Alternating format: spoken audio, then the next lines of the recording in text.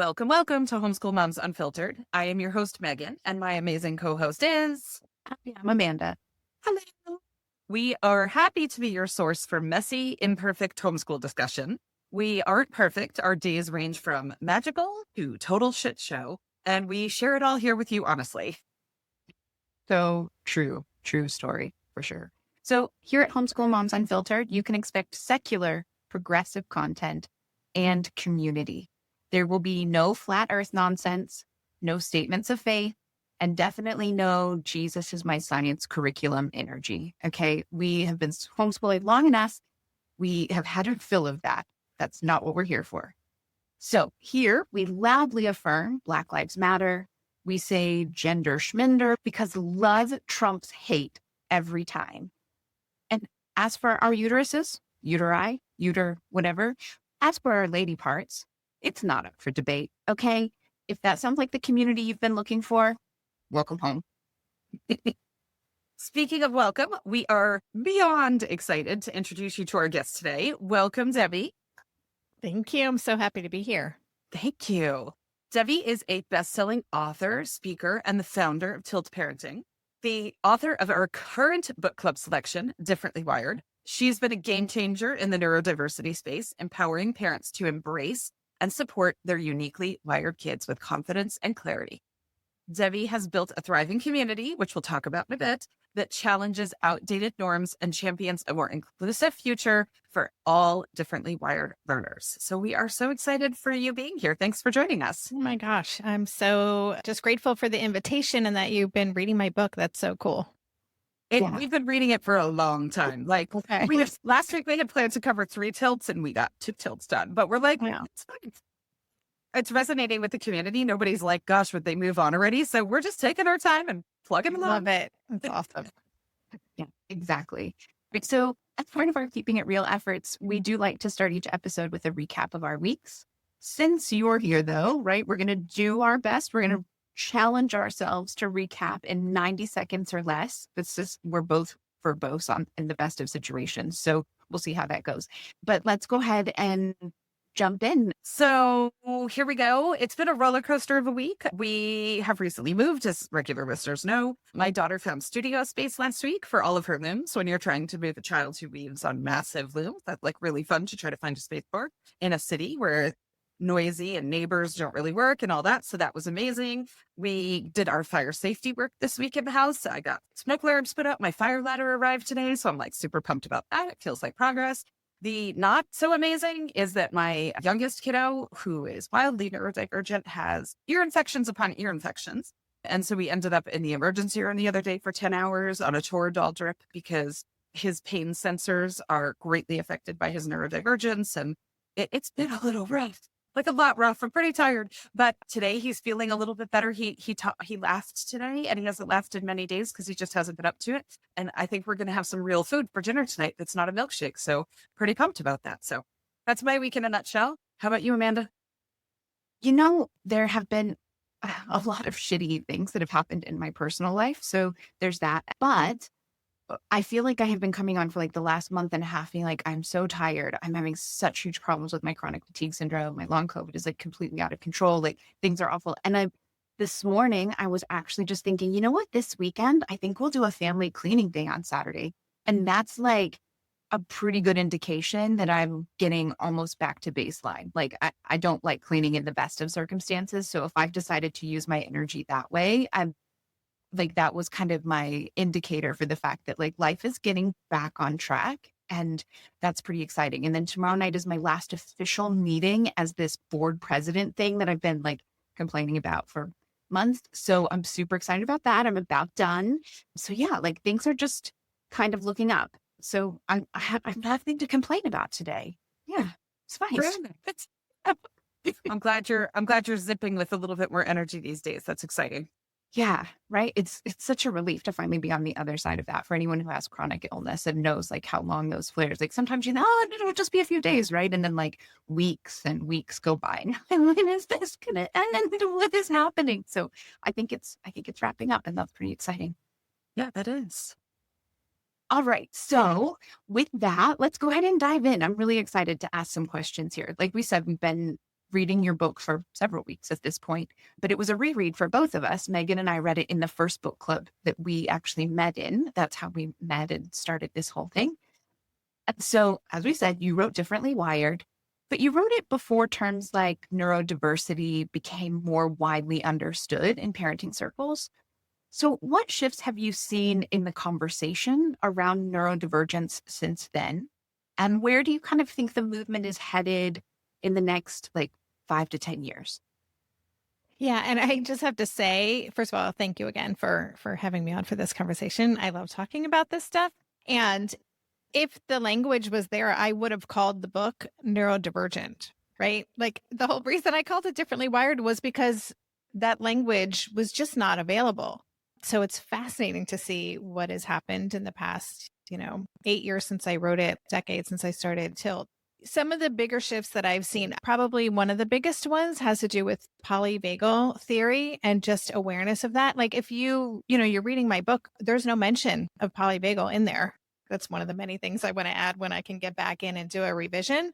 But I feel like Dr. Stephen Porges's work and the way it has really kind of infused the neurodivergent space and just this deeper understanding of nervous system regulation and how that impacts everything. And that's really what's going on with our kids when they're dysregulated is such a game changer. And I think of Dr. Mona Delahook's work and the way she's really helping people focus away from behavior and looking more at how can we support regulation. So that's a big thing. I think also, COVID had a lot to do with this, but there's this big influx of adults who are discovering their neurodivergence as a result of going through the process with their kids, ADHD, and autism. We talk about the lost generation of autistic women and you could say the same for ADHD women and not just women, of course, but there's so many adults. And that has been really fascinating to see how that has changed conversations, how people are kind of leaning into and embracing their neurodivergent identities, how people who've been in that space longer are kind of being much more just part of the conversation, or that we're encouraging parents when they find out about their child, like listen to autistic voices, like center the experience of neurodivergent people. That's really available, right? In so many different places that wasn't available even 5-10 years ago in the same way. And then the last thing I'll say, there's so many things that have changed, but another thing that I have noticed is this understanding and awareness of PDA, pathological demand avoidance, is like a technical name, but the nicer, less pathologized name is persistent desire for autonomy. And that, again, was something that just was not known, recognized, even in the US. Still, there's increasing awareness, although it is not part of the DSM. It can be hard to get support for that.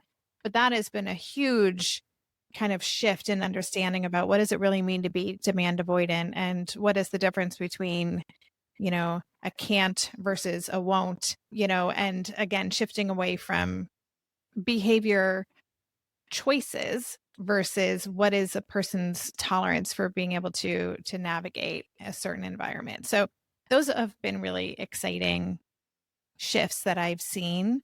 So when I think about what's happening next, this is a really hard question, because I have to say that in this moment in time, as we're having this conversation, unfortunately, I'm concerned that there's going to be kind of a backlash against just the bigger neurodivergent movement, right? So if you think about neurodivergence in the context of DEI, we know what's happening. And I really feel as though neurodivergence is going to be kind of swept into that. And that's concerning to me. I guess there are kind of ebbs and flows, right? And so there was kind of an explosion of awareness and understanding. And of course, during COVID, again, because of people were on TikTok, or they had all this time to kind of understand and consider, maybe that's me too, right? And so perhaps there's an over-identification with certain types of neurodivergence. And so I could see that kind of being pushed back. So that's kind of in the shorter, hopefully that's a very short term adjustment that happens. That would be my hope. But beyond that, I mean, I think what I hope for, certainly we're seeing in workplaces and a lot of different environments, especially in adult spaces, there seems to be an increasing awareness of and tolerance for supporting different types of support needs, right? So I hope that that continues. And I'm actually just reading this. I don't have it, or I would show it to you. Reading this book called Empire of Normality right now.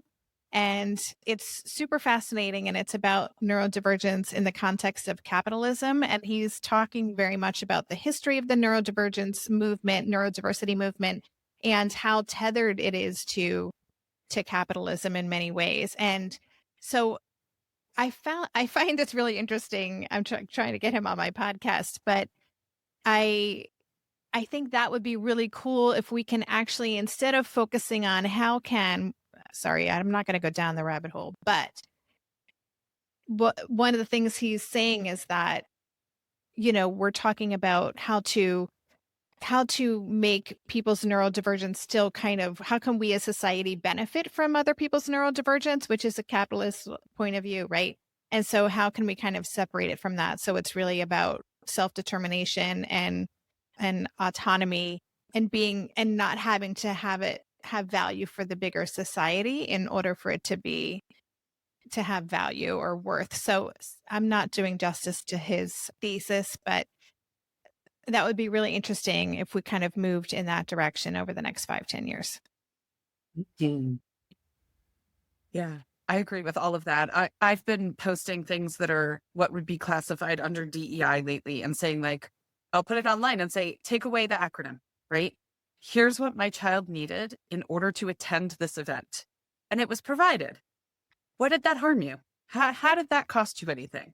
And I'm sure the people who don't care have hidden me, blocked me, whatever, you know what I mean? But I'm like, at the same time, it's like, it doesn't cost you anything for him to just have the supports in place that he needs. And it made it so that he could do a thing that your kid can do without a second thought. So yeah, it's a sad thing what's happening. I will also say, though, what the story you just shared, we also know that the supports that are there to help neurodivergent students tend to be better for all students. So not only does it not take away, it may support the experience of neurotypical students. Mhm. And, I think it just requires kind of a shifting of perspective and a willingness to be open to things looking different than just, humming along the way things have always been. Mhm. There was a thing that I saw online one day. It was a set of stairs with a ramp beside it. And it had snowed, and somebody was shoveling the stairs. And the child who was there, who was in a wheelchair, said, well, why don't you do the ramp? And the person shoveling was like, because all these kids are waiting to do the stairs.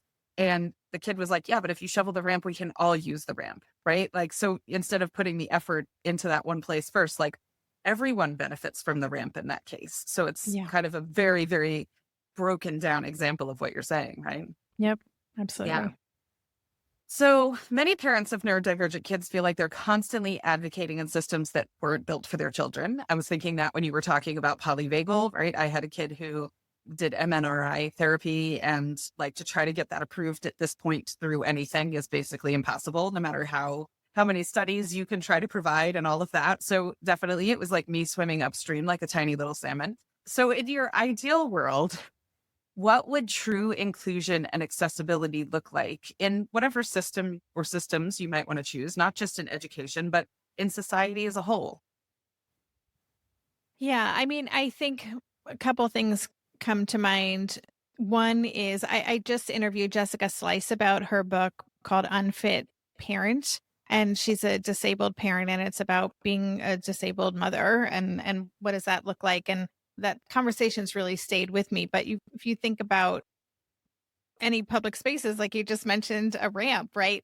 Public spaces should be accessible for everyone, no matter what their disability is, right? And I, including neurodivergence in there as a disability, same thing. Like, all public spaces, whether it is the movie theater or a mall or airports or all these places where people interact and engage as part of society in an ideal world would accommodate the sensory needs, the different needs of their neurodivergent, the humans who show up. Because we know, again, I talk about this in the book, but I think the statistic in the book is like 1 in 5. It's so much more than that. It's like, I think it's like 40-50% of people who have, some sort of regulation support needs. And, some people are better at coping strategies or hiding their stims or, regulating in a stealth way or masking. But that doesn't mean that everyone wouldn't benefit from that. And similarly, I think about that neurodivergence would be kind of normalized. So, and that includes like self-regulatory activities. So, if we just kind of instead of judging behavior or judging what somebody else is doing, judging the kid who's like jumping up and down, like flapping their hands, or judging, the kid who gets really loud and excited and keeps splurting and interrupting, or the kid who needs to do laps around the living room like my kid used to do just to write a sentence. If we could just be like, accommodate that, because there's nothing wrong with it. It's only wrong because we have an expectation of what being good or normal looks like. So, yeah, I mean, that I would think if we could really get to a place of true inclusivity, it would just be like people get to take care of their needs and not be judged or otherwise for those needs. And the last thing I would say, well, certainly in school, I'll just say like universal design for learning, or schools would be designed so that mastery and knowledge and just understanding of concepts could be demonstrated in more than one way, that students could learn the way that they learn best. And if you're a musician, then you can use your music and leverage that to learn other things, right? Or not everyone has to write the same 5-paragraph paper, in this certain way, and everybody be measured against the same metric. So that's school's a whole other conversation. But the last thing I would say is that this whole concept of behaviorism would be abolished if we were truly inclusive, right? One of the things that Mona Delahooke says in her book, Brain Body Parenting, is that there is no such thing as bad behavior. If you think about manipulative, that's what we think as parents, like, oh, my child knows better and they're just trying to annoy me right now, or they did this really disruptive thing and they know better. We make it a choice. We make it, defiance. We make it that they're trying to push our buttons, all of those things. Mona would say that like less than 1% of behavior is a willful choice to annoy someone or to do something bad. There's always an underlying reason. And so if you think about all behaviorism, which is about trying to just fix a behavior, we're missing the point, and it's harmful. It's really, really harmful to kids. And so to all humans. And it's the kind of stuff that we take into our adulthood, the shame and all of those things. So in truly inclusive society, when we saw bad behavior, instead of saying, how can we fix that behavior? We need to get this kid to stop doing this. We would look at them and say, I wonder what that child's nervous system needs right now. It's just a complete easy question to ask, and it would change everything. Oh, I totally agree with that. And I mean, you mentioned school as a whole giant issue that we don't usually get into here on this podcast. But the reality is most of the people who are following along and are really enjoying our book club right now, because we're covering Differently Wired, they're homeschooling and they're still trying to make this big shift in their own mind about how they fully embrace those differences. That thing, my kid won't sit down at the table to do writing. Like, well, do they need to? Like, my kid's writing is still terrible. They have to improve it. Well, do they need to? And what does that idea of like embracing the difference, leaning into the child you have instead of the child you think you should have or society says you should have or whatever. And homeschool parents are definitely not immune from that struggle. Even more, more prevalent for us in a lot of ways, I think. I think so. Absolutely, because you have all this pressure, like, oh my gosh, this is on me. Like, it's my Mhm. responsibility that this kid gets an education. And there's a lot of fear in that. And yeah, I get that. I mean, you guys know I homeschooled for 6 years. So I totally relate to that. Yeah, for sure. Okay, so we're shifting a little, but not too much given what we were just talking about. So in your book, you talk about the importance of tilting instead of fixing. What's been the hardest part of truly embracing that mindset in your own life? We on the hot seat. So, Well, I mean, I was thinking about this earlier today, and it's the same thing it has always been, and it still is to this day. As my kid is 20, I'm still very much like doing this work. I have a very high need for control. And, I know that about myself. I really want guaranteed outcomes. I also have a very low tolerance for things that I think are unfair or too difficult or just like too uncomfortable feeling. Like, I can't tolerate this. It's too much. And so that is really hard when you have a child who is a very kind of emotional, like on a very like all over the place emotionally, dysregulated, moody, all of the things, also has a very high need for autonomy and self-control. It's messy. You used that word earlier in the intro to this podcast. I love that word. That is, just captures all of it, doesn't it?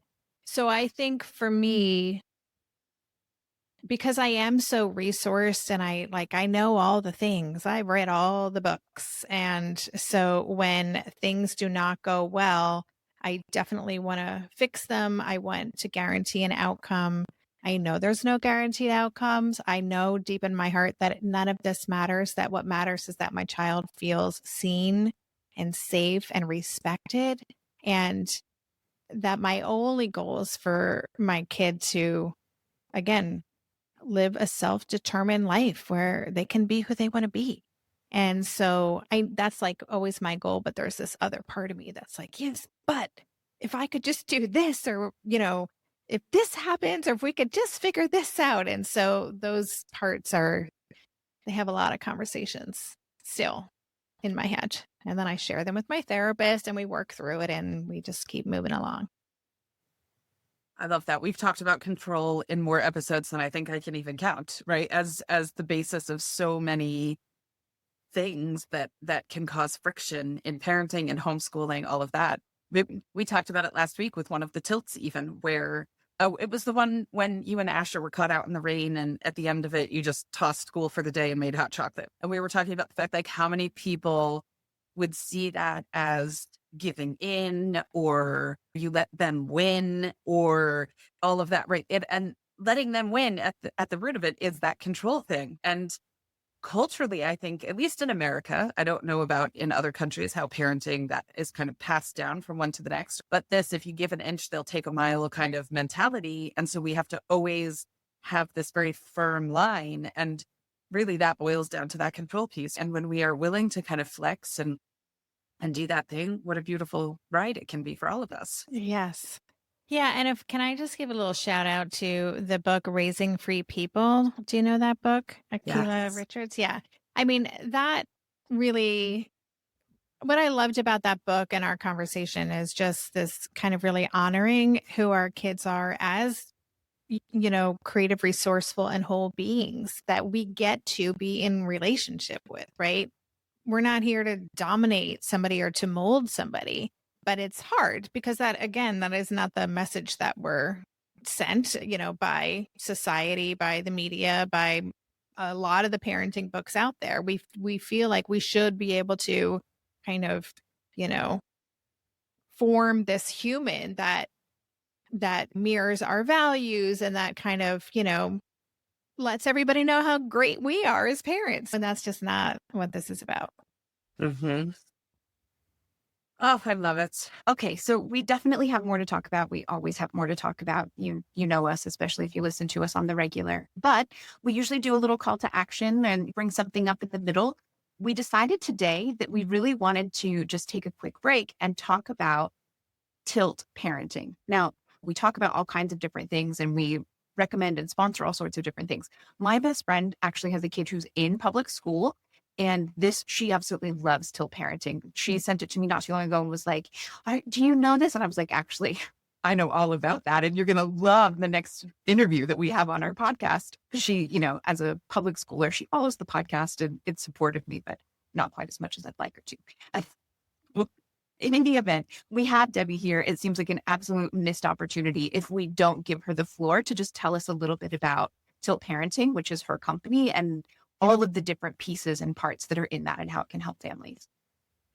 Thank you, Amanda. Yeah. So I as we're recording this, I'm almost at the 9-year anniversary of when I launched Tilt, which is really cool and crazy. And because I'm still kind of building the plane as I'm flying it, but Tilt is a podcast. That's what I started it as. So I release a new episode every week and then repeats on Fridays. So 437 episodes at this point. So that's a great way to get access to information. And then I also have a lot of community stuff on there. And one of the resources I would love, if this conversation is resonating with people or my book does resonate as well, I have something called the Differently Wired 7-Day Challenge. And I basically, every day for 7 days, you get a short video. It's like 2 minutes. It's not a huge time investment, but it's on a different tilt. And, the whole point of the work that I do is to support parents in changing their experience as opposed to like fixing your kids X, Y, or Z. And so every day for 7 days, you are introduced to a new tilt and you get a little challenge of something, like a little shift to reframe a tilt, if you will, that you can, work on to change your experience. So that's on there. I have like a lot of other free resources. And then if you really want to dive in and get time with me, I have it's called the Differently Wired Club, and it's a membership community. And it's like my favorite thing that I do. I've been doing it for 5 years. We have multiple live calls a month. I was on one last night with like 11 members, and we just like talk about, we're just in it together, right? It's real community. It just fills me up so much. So that is also a resource there, but definitely start with the podcast if that's something that is interesting for people. There's a lot there. We actually had one of our live calls last night as well, which was awesome. And yeah, that thing, it's so nice when you can actually have these regular, consistent calls with people and connect and that sort of thing. And then also, you didn't exactly bring it up, but I do know that you've got some really affordable courses on there as well. Yeah, I try to have a lot of free stuff, a lot of different, all over the place, because I want to make sure people have different ways to engage with the info they need. Mm-hmm.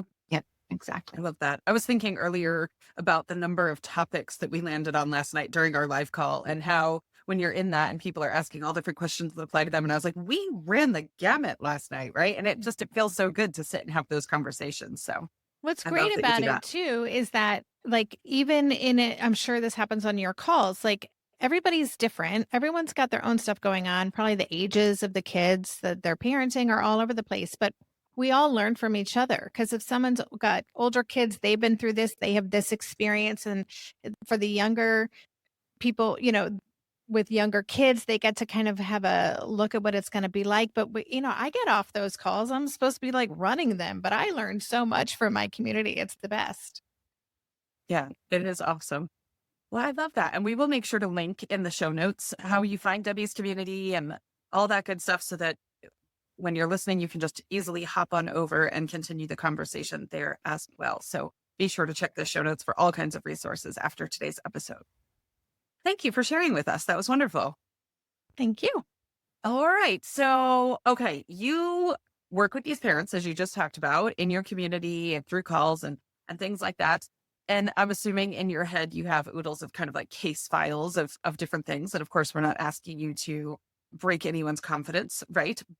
But we would love to know if there's a piece of advice that you've discovered that is often given to parents from other sources, not from you, or before they have found you, that relates to them parenting neurodivergent kids that you believe is actually more harmful than helpful. Because I'm thinking we might have a listener who's been given this piece of advice from someone, and they're trying to make it work and it's not working and all of that. I mean, we launched an episode today on the day that we're recording this, where we had a parent on who parents a profoundly autistic child.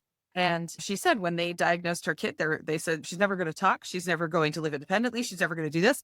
Here's a folder. Have a great day. Right. And just like sent her on her way. So there's a lot of lack of support or misinformation out there. So what misinformation would you love to just get? I mean, there are a couple things that come up for me. So one of them is, we're often handed this like zone chart, like the zones of regulation, and there's the red zone. We don't want our kids in the red zone. Then there's the yellow zone, and they're kind of getting it dysregulated, but we really want them in the green zone. And that's just one example. But I remember, when my kiddo was in first grade, like they went to school with this document to sit on their desk so that they could have this visual cue of like, oh yeah, I feel like I'm moving into the yellow zone. I better use a coping strategy, right? And then we reinforce this with behavioral support plans and getting a sticker and filling out a chart. And those are tied to rewards and all of this stuff. And I think that because parents are often so desperate, often, especially if there's explosive big behavior, or they're really not thriving in an environment that we want that behavior to stop. So everybody else does too, right? The teachers, the schools, there's a lot of people invested in things changing. And so, of course, those don't work. And so that just makes parents feel like failures, and more hopeless that their child's going to figure this out. And so that's one piece of advice, is just expecting our kids, our little kids, right? With, even if they're like chronologically like 6, 7, 8, 9, they're like socially, emotionally, they're much younger than that. We're expecting them. I can't even take a pause half the time when I'm going into the yellow zone. So I think parents spend so much time spinning their wheels trying to force will something to happen that is just not possible and can be really harmful. So that is one thing that I wanted to bring up. There's two other things, if I can share them. Go. One of them is, and this is something that Danny Rady, who is one of the founders of, what is his Asperger Experts, I learned from him, and I actually talk about it in the book. But there's such a focus on social skills, especially with autistic kids or kids with ADHD who struggle, reading social cues. And that is often where parents are steered in a direction: social skills groups, social training, social thinking, all of these things. And really what we know is that we should be focusing on regulation. We should be focusing on helping this child feel safe, helping them understand who they are, understand their strengths, be curious about that, understand what they need to feel supported and calm in different environments, to trust their own instincts. There's so many pieces of social skills training that kind of are almost gaslighting our kids. And that does not mean that there isn't room to understand social nuances when a child is motivated and is curious about, okay, this is who I am and I see what's going on over here. I'd like to be able to engage with this community, and they want that kind of support. But when we kind of put so much pressure on social skills, when really we have a very dysregulated kid, we're also just, I think, doing a lot more harm than good. That's number 2. Number 3, this is my last one. I mean, there's many more, but this is the last one I'll share. And that is, sometimes parents are encouraged not to tell their kids about their identification. And that's always very surprising to me. And a lot of parents will come to my community and they'll be new and they'll have a question about, and there's so much fear and worry about what is it going to do to my child. And and we're projecting, these parents are so projecting their own fear and anxiety on their child, which their child is going to feel. They're going to, internalize the angst of that parent who doesn't want to be honest with them. And this is not to shame anyone I had concerns about it too. I had questions. I was like, when do we tell this kid what's going on? Because I wanted to do it right. And of course I was worried because if we don't know what we don't know, and we know the reality of the world that we're living in right now. But I think it's a big disservice to hide a child's neurodivergence from them. And really what we want to do is normalize it. We just want to talk about it like anything else because it is like anything else. It's just part of who they are.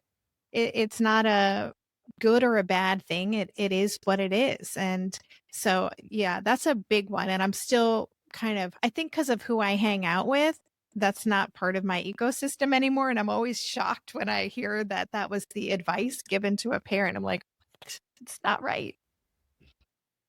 Yeah, absolutely. I don't know. That totally reminds me if anyone watches or follows Mr. Williams, the pre-K teacher on social Oh, media. yes, I He do. had just shared actually a story about where he had in his adult life gotten an autism spectrum diagnosis, and he was like back home, saw a former teacher and had told the teacher like, oh, like so much makes sense. I was diagnosed with autism. And the teacher was like, you didn't know that? It was on your IEP and all of your goals. And he was like, my mom has passed. And so he couldn't have that conversation with her. But his whole childhood, all through school, everyone supporting him and working with him knew this piece that he didn't find out until he was an adult and out on his own and, trying to find answers. And it's that like knowledge is power. Knowledge is always power. And I can't imagine keeping that much power from your kiddo, right? Obviously, there's a good way to do it. There are better ways to share it than others and, and all of that sort of thing. But like, share it. Yeah. Well, and he's been very open with the impact that his diagnoses and understanding his diagnoses have had on his mental health and eating disorders and things like that he's been struggling with for so long. And having that information was like a key in a lock where he was just like, oh, I get it now, right? It doesn't mean it's easy. It doesn't mean it's simple, but it makes it make sense. It makes it less blurry, that at least you can see the road that you're navigating as opposed to blindly just kind of feeling around and trying to figure out why you're so dysregulated in so many ways. Yeah. I mean, it's that thing. I know for me with all of the health things I have going on and all of that kind of stuff, right? You can't help but wonder what's wrong with me. And then once you have an answer, it's no longer like, what's wrong with me? It's like, oh, this is what I'm navigating. This is what I'm dealing with. And then that internal dialogue shifts from like, something is wrong with me to like, oh, I have this and this is how I navigate that, right? Like, I just have such a hard time understanding why someone would willingly put someone else through that. Like, so if you're listening and you're not sure how to do it, like come talk with Meagan and I, come talk with Debbie, like find another person that you support, another group online that can give you pointers or whatever, but definitely share. Don't keep your kiddo in the dark on these kinds of things. I've even seen questions about like what impact it'll have on your kids now post January 2025 with talk about ADHD work farms and all this kind of stuff. It's an even scarier landscape. But even before that, there were these questions about what impact a diagnosis would have on a kid's future, right? Somebody was like, well, what if my kid wants to be a pilot? And I'm like, well, that seems like a pretty random thing to select out like, oh, okay, I should not get my child diagnosed because they might want to be a pilot. And my thought is, at first, I didn't know anything about that necessarily because we haven't gone down that path. And I was like, well, surely you could be a pilot if you have ADHD. And you can, but not if you're on medication. And I thought, I would much rather have the pilot of my plane diagnosed and medicated properly for their needs than hiding it to keep their job. And I was just like, oh my gosh, this is so frightening. Like this is, and I was like, no, if your kid wants to be a pilot, I'm so, like, sorry, but like your kid is so much better off getting a diagnosis and knowing what their needs are. And if they need medication, they take medication and all of those things. And there are other careers, right? Maybe they can, I was going to say be an air traffic controller, but robots are apparently going to do that now. So I don't know what, but they'll come up with something, right? I mean, there's an astronaut. I can't remember who it is, but there's an astronaut who has ADHD very openly. So There's also, options. yeah, there are options. And if that is really what's going on with somebody, it's a disability. They need the support that they need. So Yeah. to kind of try to hide it is just going to put more pressure on a child to not be who they authentically are. And then when they don't succeed, they won't know why, right? Mhm. All right. So this kind of, again, dovetails nicely, but we have a number of people in our community who are considering homeschooling, but haven't yet taken that plunge, right, for a variety of reasons. What advice would you offer to those caregivers that may help them just find the path that's right for them and their learner or learners? Yeah. I mean, one of the things I always say to any parent on this path is that it's really helpful if you can let go of this idea that we're going to find the perfect solution that's going to last, right? So I think, again, I'm sure there are other listeners who have this high need for control and want some guaranteed outcomes, right?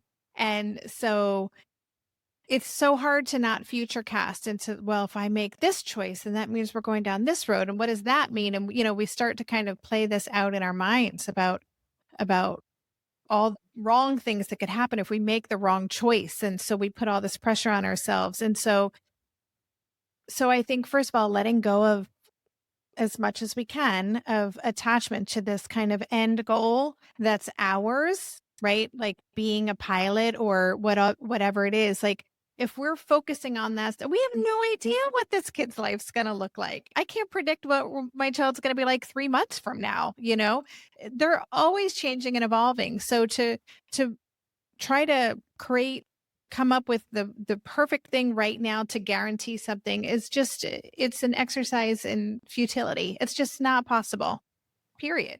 So what I encourage parents to do is to focus on, what does my child need right now?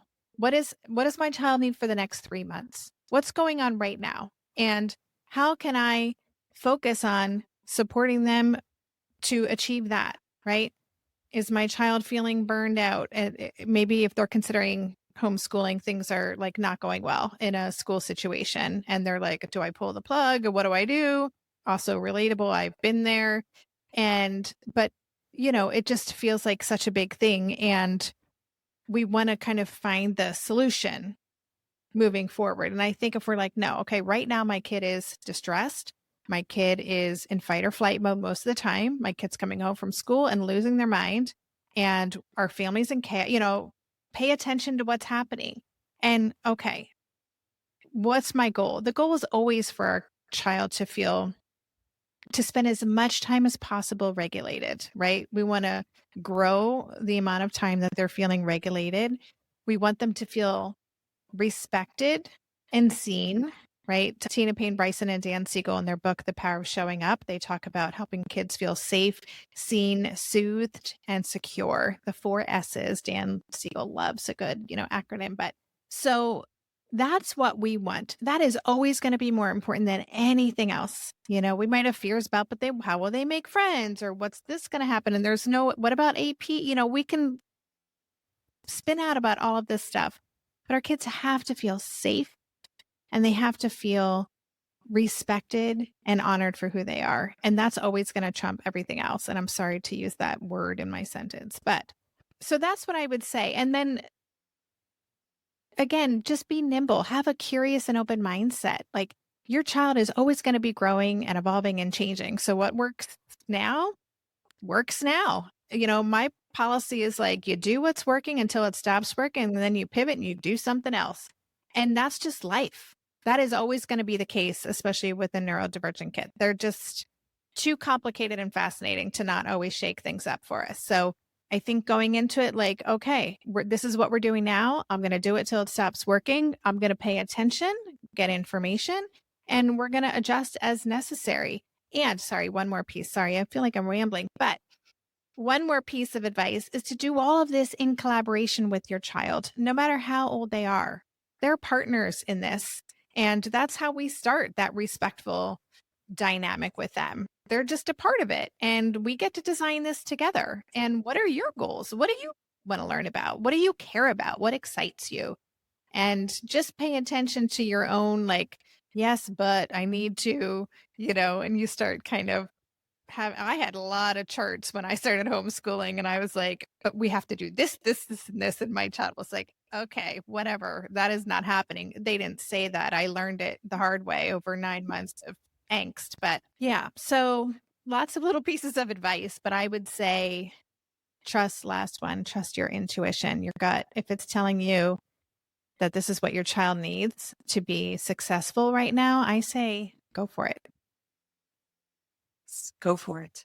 Come, we'll all help you, right? You just come hang out with us, go hang out in Debbie's community. We will get you there. There's plenty of resources. It's scary, but it's a supported scary, right? Yeah. There's plenty of help there. All right. So we've had a number of discussions lately on the podcast about structure and flexibility in homeschooling and kind of balancing those two. So it was funny when you brought up earlier the book about neurodivergence and capitalism meshing together, because we did a whole thing about America's end stage capitalism situation and monochronic versus polychronic cultures and this need for structure in school and things of that nature. So when you said that, I was like adding it to my book list, right? So I feel like there's some stereotypes that go along with various neurodivergencies sometimes, right? Like, you get like autism, doesn't look people in the eye. Not all autistic individuals function that way, right? But there's kind of these knee-jerk stereotype reactions to certain things. And one of them I feel like is structure. Oh, as soon as you get that diagnosis, the whole day has to be structured. We have to structure everything because they thrive on structure. And some may not. So I'm curious what your thoughts are after raising your kiddo to the amazing age of 20. And I know your job is not done. It's never done. But how do you suggest parents find the right balance between flexibility and structure in the differently wired world? That is such a good question. And I would say that whole structure thing, I would really just start by questioning that, because yeah, some kids really need a lot of structure, but it might be structure within a lot of openness and flexibility. So it might not be this kind of overarching structure. It might be complete freedom, but in one activity, more structure, right? So I think we want to always be kind of growing our fluency. That's one of the tilts in the book, is become fluent in your child's language. But we want to like really get to know what is their need, right? And pay attention to their regulation. Like, what is it that helps them be successful? I would say, the question you said about the balance between honoring their style while ensuring they gain these kind of life skills. I'm just a big fan of questioning everything. And that even makes me think, what is a life skill? What even is that? Like, what do we need to know to be human? What makes someone be successful and acceptable? Again, we're so driven by fear, and you just can't have this conversation without talking about the role of fear. And it comes up all the time in my community. Showers, personal hygiene, all of these things, and deodorant is such a topic of conversation. And I'm like, you know what? If my kid's not going to wear deodorant because it's a sensory thing, who cares? At some point, maybe there'll be feedback in a social situation and they'll be like, oh, I think I should start wearing deodorant, but I don't care. It's not my hill to die on, right? So I would say all of those shoulds just have to absolutely be questioned. What is the why does this feel like a should to you? Does it really matter? And that brings up Alfie Kohn's Unconditional Parenting book and work, which is so phenomenal, I think. But just kind of questioning, does this really matter? Questioning the timeline. Does this actually honor where my child is? We know that kids learn things when they feel that they have agency over the learning and they're intrinsically motivated to do so. They can learn things so quickly if it matters to them, right? So especially when we're homeschooling kids, like that's the whole point. You get to do this on your own terms. You get to learn in a way that feels good. You get to dive into things. You get to, kind of grow your sense of competency in a way that really feels like integrated into who you are. Like that's incredible to have that opportunity. So the last thing I'll say about this is, we talked earlier about the window of tolerance. And so for me, like when I'm thinking about these, there are life skills that are helpful to know, right? But I really like looking for just the littlest opening in that window of tolerance. And then I'm like, ooh, I think there's an opportunity for me to slip something in here. And I do it very like stealthily in a way. I use declarative language, very not like no demands. I'm just very kind of curious. And I leverage my kids' interests and strengths and try to see, oh, maybe we can grow this a little bit. And it's just, again, it involves that fluency and paying attention. But the most important work has to be us just being like, does this actually matter? And why do I care so much? And what's the worst thing that could happen if my child learns this later? What's the worst thing that could happen if my child never learns this? Probably going to be okay. Mm-hmm. I love that. I was laughing a little bit because I was saying to Amanda either last week when we were reading the book or the week before, the amount of Tom's Silly Strawberry toothpaste that I moved to Europe with was like no small thing, right? Like I might have looked suspicious if somebody searched the bag.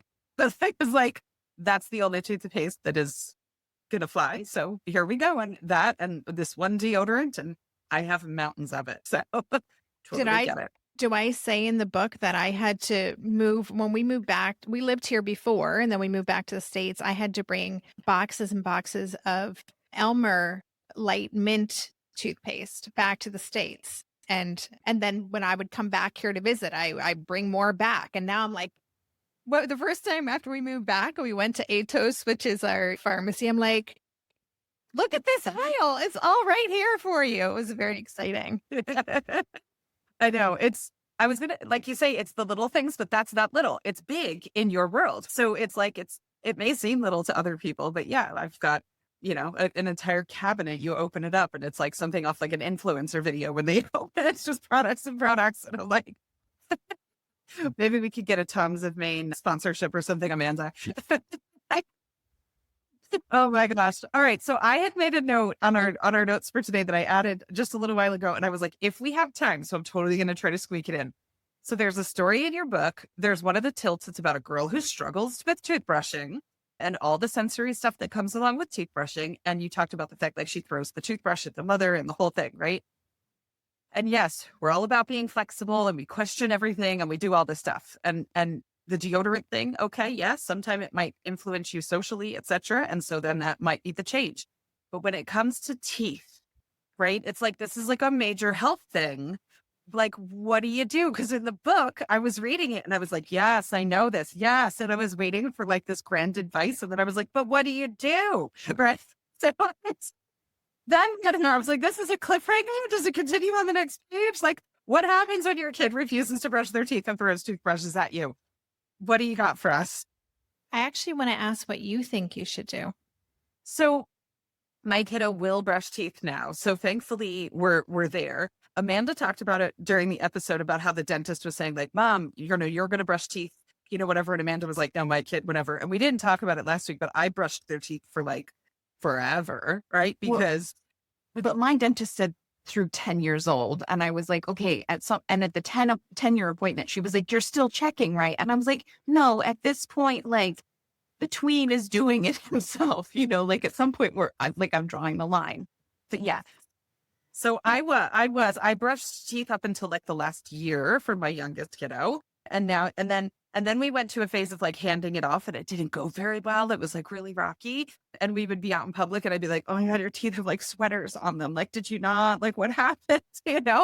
And so now we're to a point, we've got a timer system, but it was phased, right? It was a lot of support and a lot of structure and a lot of discussion and all that kind of stuff. But at the same time, he's 13. So I think the kiddo in your book was a lot younger. And some kids have more enhanced reasoning skills than other kids do. So thankfully with my kiddo, I've talked about the fact that I've been able to reason with him since he's 2 and 3 years old, just because that's where he's at. So thankfully it's just slow going and a lot of reminders and a lot of iPhone, Apple Watch reminders and timers and all that kind of stuff. And we get there.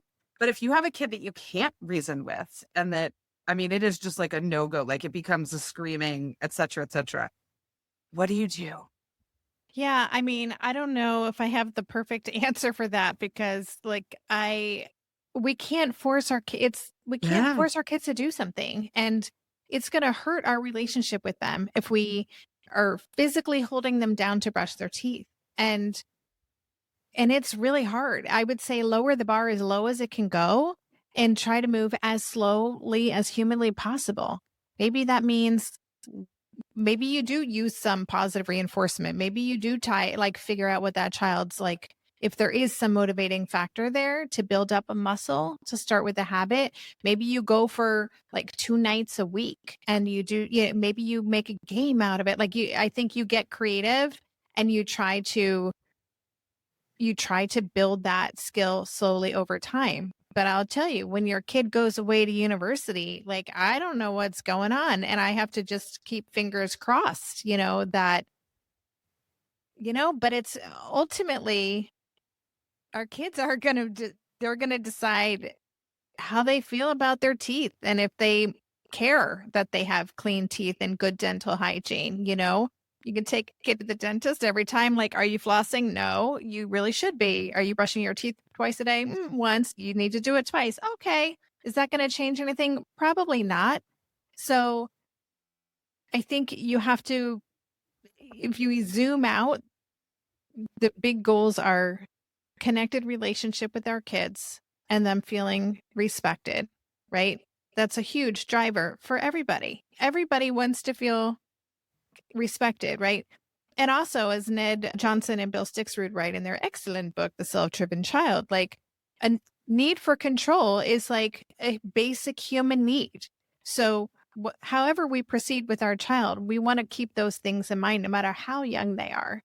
And then we want to zoom out and, well, what is the ultimate goal here? The ultimate goal is that my child hopefully has some habits that support good dental hygiene. And how can I work towards that in a way like that is as slow as it needs to take for that to happen?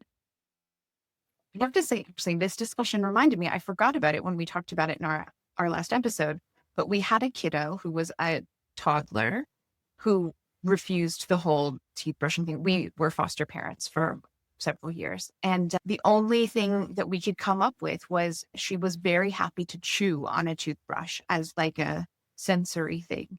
And it meant that I had to replace that toothbrush sometimes like once a week because it got chewed on so much. But I was like, you know what? If it never sees toothpaste, but at least we get her used to having, it's got to be doing something in there while she's chewing on it. Like, we won't call it good, and that was that, like, those steps, that slow process of whatever it takes to get them used to it. And, hopefully eventually you get to introduce like how to actually use the toothbrush, or maybe chewing with some sort of toothpaste on it that does a little bit more than just kind of brush things away. But, that thing, you have to do what you can do at the time and build from there. Yeah. It reminded me while you were sharing that we've gone past this phase, and I know we're anti-Amazon, but there's an app on Alexa that's a toothbrushing app for kids, and they tell jokes and there's riddles and stuff, and it's timed for how long you're supposed to brush your teeth. Totally forgot about it until you were talking, Debbie, and I was like, oh, I forgot about that phase of our journey of trying to get toothbrushing. And it's like, you go through so many steps to get there, and sometimes you forget the journey actually looked like. So when you were describing it, I was like, oh yeah, I forgot about that phase of life. So, but we did it. 20 toothbrushes as you try to find one that they'll agree to use, right? Your spouse is like, why do we have more toothbrushes? And like, don't worry about it. It's a thing. Don't worry about Look, it. there are people living here that I haven't met yet. Don't worry about it. Oh, man. Well, this was a great conversation. We usually wrap things up with a closing mantra. So let's go ahead and get that out of the way before we say our goodbyes. Today's mantra is, neurodivergent kids aren't broken. They're brilliant. When we embrace who they are, we open the door to a world of possibility. Keep tilting, keep trusting, and keep building the future they deserve. Yeah. Take a little bit of time to really think on that one. Maybe rewind just to 10 seconds and listen again. That's a solid.